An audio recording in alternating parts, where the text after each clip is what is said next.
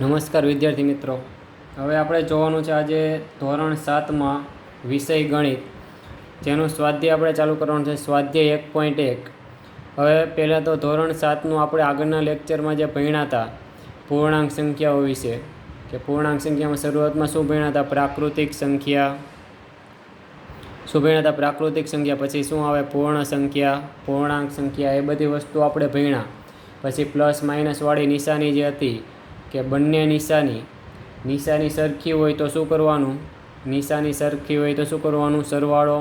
નિશાની અલગ અલગ હોય તો શું કરવાનું? બાદબાકીની પ્રક્રિયા. પછી પરિણામ આવે, એમાં શું મૂકવાનું હોય? જે મોટું પદ હોય એની નિશાની મૂકવાની હોય, એ આપણે જોયું હતું બધું. સરવાળા બાદબાકી કરતાં આપણે શીખા.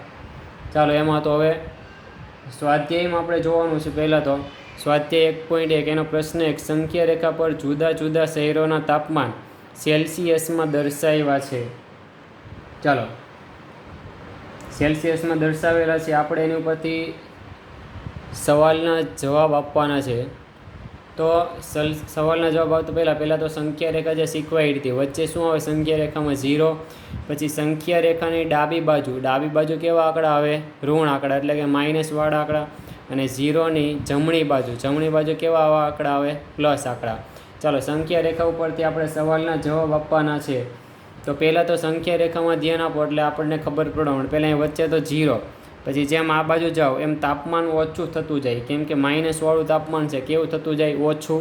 અને 0ની જેમ આ બાજુ જાઓ એમ તાપમાન કેવું થતું જાય? વધુ થતું જાય. જેમ તાપમાન વધુ એમ ગરમી વધારે, અને જેમ તાપમાન નીચું એમ ગરમી કેવી હોય? ઓછી. આ જો શ્રીનગર હોય, જમ્મુ કાશ્મીર હોય, એવા બધા શહેરોમાં ઠંડીનું પ્રમાણ કેવું હોય? વધારે હોય. જ્યાં બરફ પડતો હોય તો ત્યાં તાપમાન કેવું હોય? એકદમ નીચું હોય, એટલે કે માઇનસમાં તાપમાન હોય. સેલ્સિયસ શેનો એકમ છે? તાપમાનનો.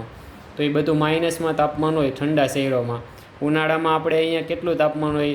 જેમ જેમ ડિગ્રી વધે એમ ગરમીનું પ્રમાણ વધે, ને જેમ ડિગ્રી ઓછી થતી જાય એમ ઠંડીનું પ્રમાણ વધે.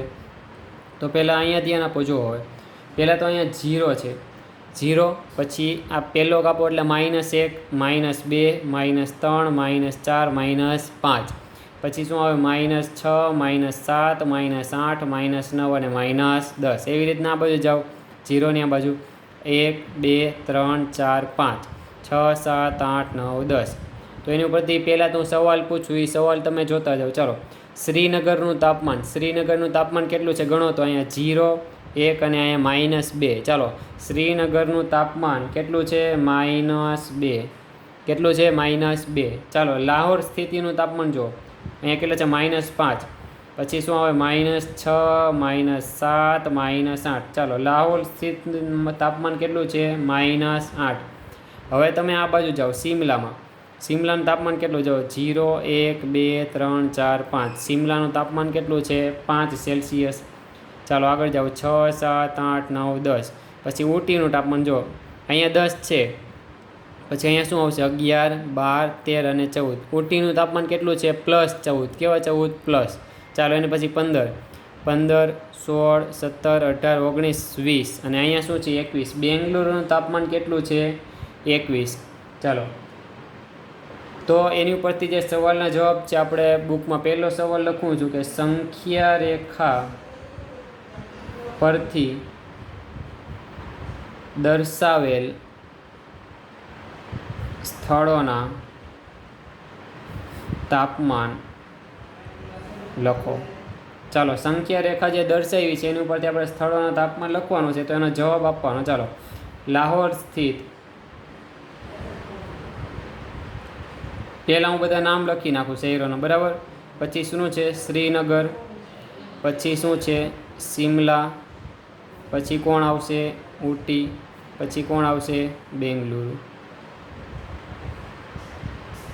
ચાલો, લાહોર સ્થિતિનું તાપમાન કેટલું હતું? -8. તો એનું તાપમાન -8 અને તાપમાન શું? સેલ્સિયસ. આને શું વચાય? Degree Celsius. શું વચાય? -8 ડિગ્રી સેલ્સિયસ. ચાલો, શ્રીનગરનું તાપમાન જુઓ, 0, -1 અને -2. શ્રીનગરનું તાપમાન કેટલું છે? -2. સિમલાનું તાપમાન, ચાલો, સિમલાનું તાપમાન કેટલું છે? 5. કેવા? 5 પ્લસ. તો શું આવશે? +5 ડિગ્રી સેલ્સિયસ. પ્લસ લખો કે ન લખો ચાલે.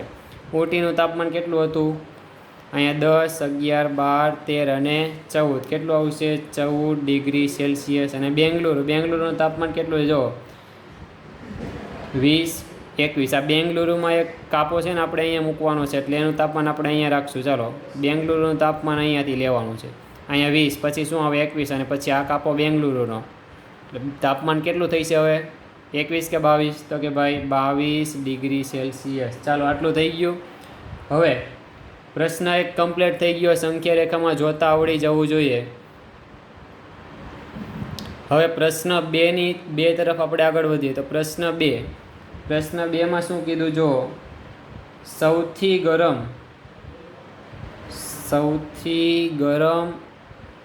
અને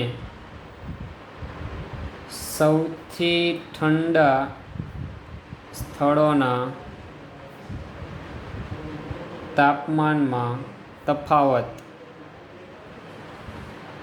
જો સવાલ સરખો સમજજો. સૌથી ગરમ અને સૌથી ઠંડુ, તો ઠંડા પ્રદેશો ક્યાં આવશે? 0ની આ બાજુ જેમ જાઓ એમ ઠંડો પ્રદેશ થાય, 0ની આ બાજુ જેમ જાઓ એમ કેવો થાય? ગરમ પ્રદેશ.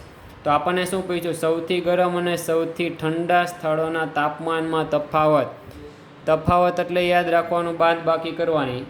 તફાવત એટલે શું કરવાનું? બાદબાકી. પહેલાં તો સૌથી વધુ તાપમાન કોનું છે? તો કે ભાઈ બેંગ્લુરુનું. અને સૌથી ઓછું તાપમાન કોનું છે? લાહોલ સ્થિતિનું. તો એ બંનેની શું કરવાની? બાદબાકી. અને બાદબાકી કરીએ ત્યારે શું કરવાનું હોય? મોટામાંથી નાનું જાય. ચાલો, બેંગ્લુરુ છે તો પહેલાં તો સૌથી વધુ તાપમાન કોનું છે? બેંગ્લુરુ. કેટલું તાપમાન છે? 22 ડિગ્રી સેલ્સિયસ. અને સૌથી ઓછું તાપમાન કોનું છે? લાહોલ સ્થિતિ.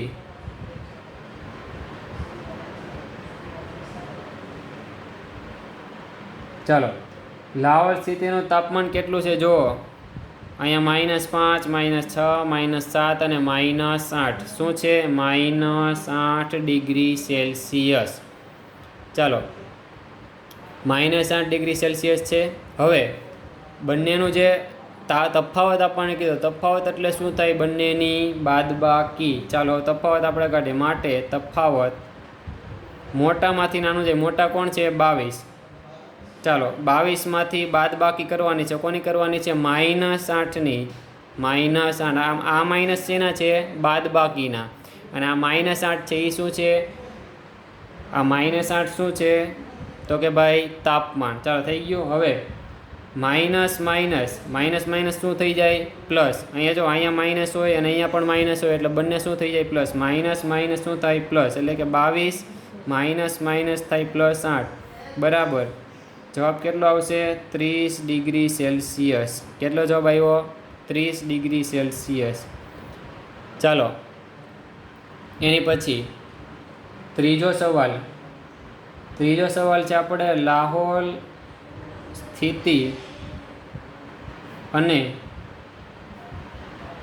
શ્રીનગરના તાપમાનમાં તફાવત કેટલો છે? લાહોલ સ્થિતિ અને શ્રીનગરના તાપમાનમાં તફાવત કેટલો છે? પાછો તફાવત કીધો, શું કરવાનું? બાદબાકી. પહેલાં તો બંનેના તાપમાન આપણે લખી નાખીએ કેટલા છે. તો કે ભાઈ લાહોલ સ્થિતિનું તાપમાન કેટલું હતું? જો લાહોલ સ્થિતિનું તાપમાન કેટલું છે? -8 ડિગ્રી સેલ્સિયસ. તો લખ્યું ને -8 ડિગ્રી સેલ્સિયસ.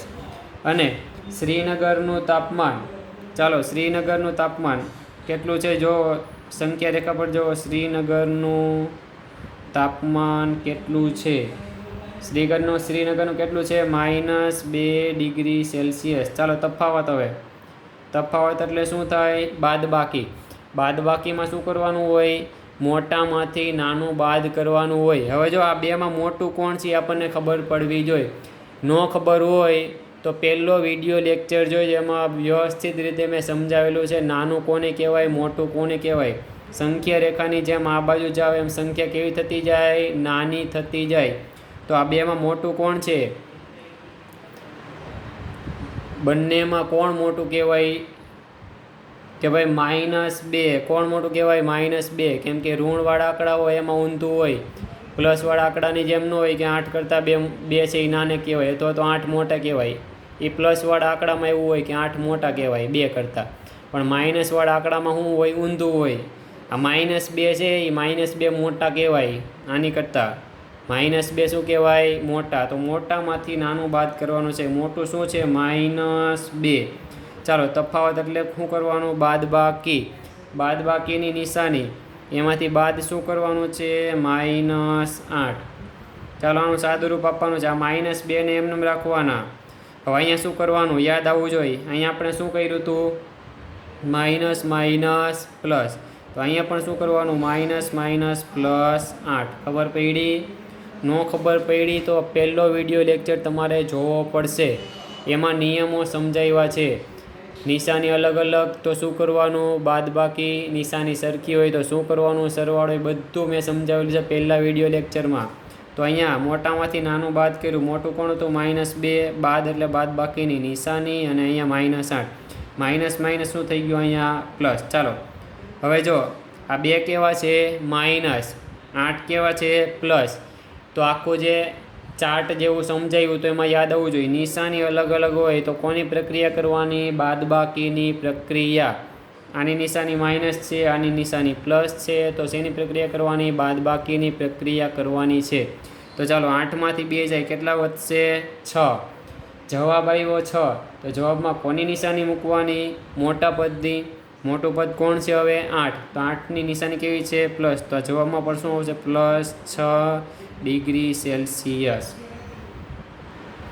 ચાલો, એની પછી જોવાનું છે હવે આપણે છેલ્લો સવાલ. શ્રીનગર અને શિમલાનું સંયુક્ત તાપમાન.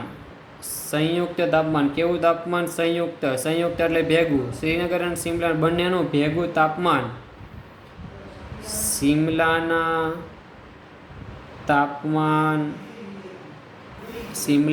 તાપમાન કરતાં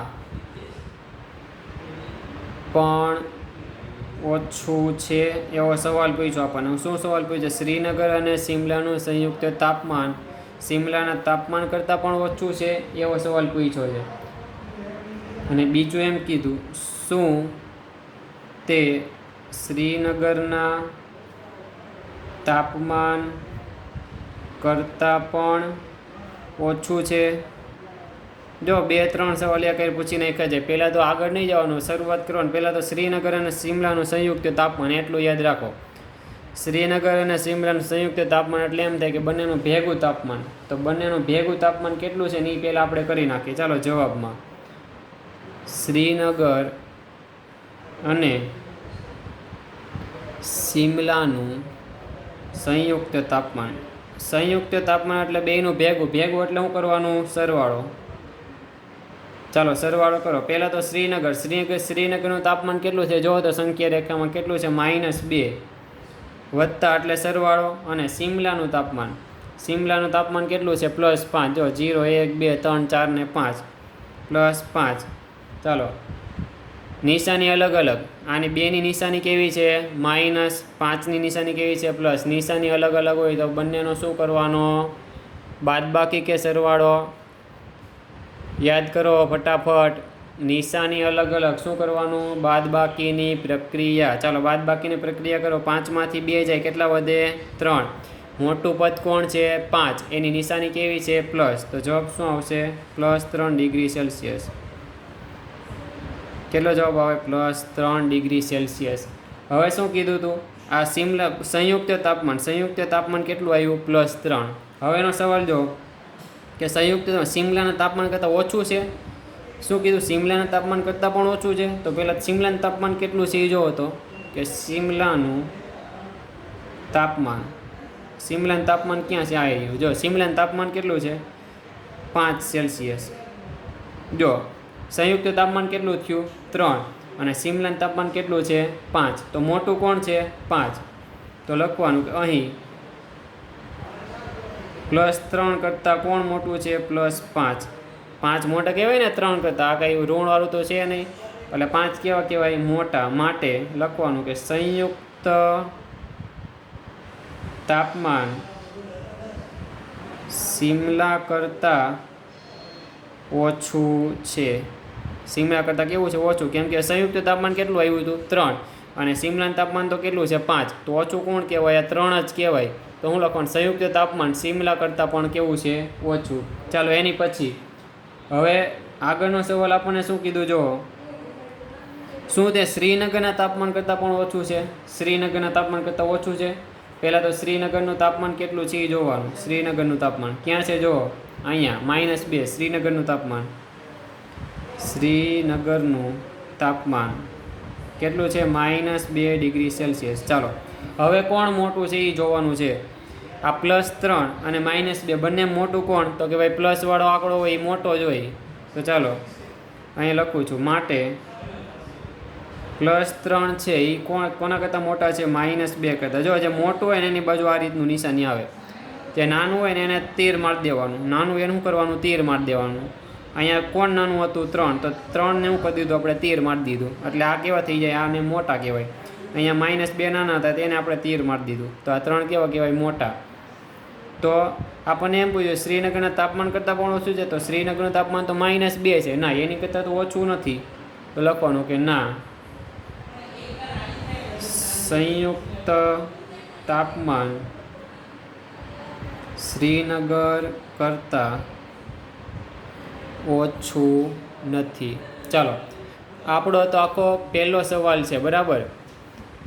તો આખું જે વ્યવસ્થિત રીતે જે સમજ્યા હોય, પહેલો વિડીયો લેક્ચરમાં જે વ્યવસ્થિત રીતે સમજેલું હોય એ લોકોને વધારે સમજ પડશે આમાં. જેને પહેલો વિડીયો લેક્ચર જોયો નથી એ પહેલો વિડીયો લેક્ચર જોઈ લે અને એમાં કઈ કઈ વસ્તુઓ ભણાવી છે બધી ભણાવેલી વસ્તુઓને યાદ કરવાની. ફરીથી હું અત્યારે બોલું છું તમારે સાંભળતા જાઓ અને મનમાં બોલતા જાઓ જેને આવડતું હોય તે. પહેલાં તો પ્રાકૃતિક સંખ્યા તમે મનમાં યાદ કરતા જાઓ. પ્રાકૃતિક સંખ્યામાં શરૂઆત ક્યાંથી થાય? પ્રાકૃતિક સંખ્યાની ક્યાંથી થાય? 1થી. 1 2 3 4 5 પ્રાકૃતિક સંખ્યાને બીજા કયા નામે ઓળખવામાં આવે છે? તો કે ભાઈ ગણતરીની સંખ્યાઓ. કેમ કે આપણે ગણવાની શરૂઆત ક્યાંથી કરતા હોય? 1થી. તો પ્રાકૃતિક સંખ્યા ક્યાંથી ચાલુ થાય? 1. પછી બીજો ટોપિક આપણે શું ભણાવ્યો હતો? પૂર્ણ સંખ્યાઓ. પૂર્ણ સંખ્યામાં શું આવે? 0. પૂર્ણ સંખ્યામાં શું આવે? પહેલાં શું આવશે? 0. પછી શું આવે? 1, પછી 2, પછી 3. એની પછી શું આવ્યું હતું આપણે? પૂર્ણાંક સંખ્યાઓ. શું આવ્યું હતું? પૂર્ણાંક સંખ્યાઓ. તો પૂર્ણાંક સંખ્યામાં ઋણવાળા બધા આંકડા આવી જાય. પછી વચ્ચે શું આવે? 0 આવે અને ધનવાળા બધા આંકડા આવી જાય. પછી સંખ્યા રેખા ભણ્યા હતા. 0ની ડાબી બાજુ. 0ની ડાબી બાજુ કેવા આંકડા આવે? માઇનસવાળા આંકડા એટલે કે ઋણ આંકડા આવે. અને 0ની જમણી બાજુ કેવા આંકડા આવે? પ્લસ આંકડા એટલે કે ધન આંકડા આવે. જેમ જેમ સંખ્યા રેખાની તમે જમણી બાજુ જાઓ તો સંખ્યા કેવી થતી જાય? મોટી થતી જાય. અને સંખ્યા રેખાની જેમ ડાબી બાજુ જતા જાઓ એમ સંખ્યા રેખામાં ડાબી બાજુ જાઓ તો આંકડા કેવા થતા જાય? નાના થતા જાય. એટલે કે ઋણ આંકડા ધીમે ધીમે નાના થતા જાય. તો એ બધી વસ્તુ ભણ્યા. પછી એક નિશાનીવાળું ભણ્યા કે જો નિશાની સરખી હોય, જો નિશાની સરખી તો શેની પ્રક્રિયા કરવાની? સરવાળાની પ્રક્રિયા કરવાની. અને જો નિશાની અલગ અલગ હોય તો બાદબાકીની નિશાની કરવાની. એ બે વસ્તુ ભૂલાવવું જોઈએ નહીં. પછી જે પરિણામ આવશે એનું શું આવે? પરિણામ આવે. તો પરિણામમાં નિશાની કોની મૂકવાની? તો કે ભાઈ મોટા પદની નિશાની મૂકવાની. મોટા જે હોય એની નિશાની મૂકવાની. અહીંયા આપણે જોયું કે -2 +8 બંનેની નિશાની જુઓ તો 2ની નિશાની કેવી છે? -8ની નિશાની કેવી છે? પ્લસ. તો બંનેની નિશાની અલગ અલગ. તો બાદબાકીની પ્રક્રિયા કરવાની. મોટામાંથી નાનું બાદ કરવાનું. મોટું કોણ છે? 8. એમાંથી નાના કોણ છે? 2. 2ને બાદ કરો, 8માંથી 2 જાય કેટલા વધે? 6. અને જવાબમાં શું આવશે? મોટા પદની નિશાની. તો મોટું કોણ હતું? 8. તો જવાબમાં શેની નિશાની આવશે? પ્લસની. તો +6. બરાબર. તો એ બધા નિયમો છે પહેલાં લેક્ચરમાં છે.